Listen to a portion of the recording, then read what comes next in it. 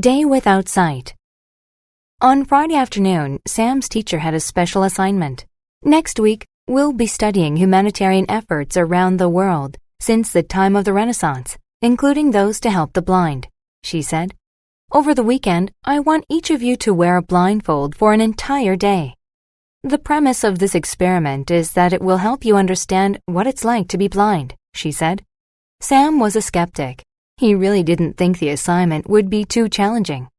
On Saturday morning, Sam took a piece of cloth and tied it around his head to cover his eyes.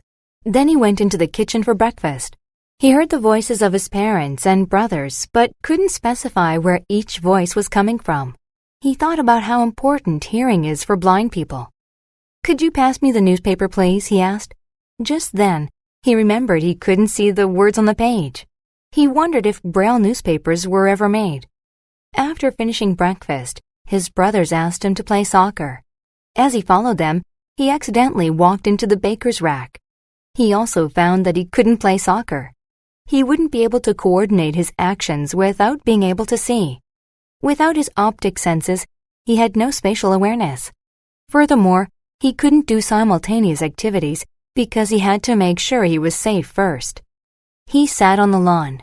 Suddenly, he realized that though he couldn't see, his other senses worked perfectly fine. In fact, he began to realize new and different aspects of common objects. For example, he took a flower bud and felt it with his finger. He realized for the first time that it seemed to be covered with wax. His hypothesis about being blind was disproved. The informative experiment had an imprint on him. It showed him sight was an asset that should be appreciated and taught him to revere the talents of blind people.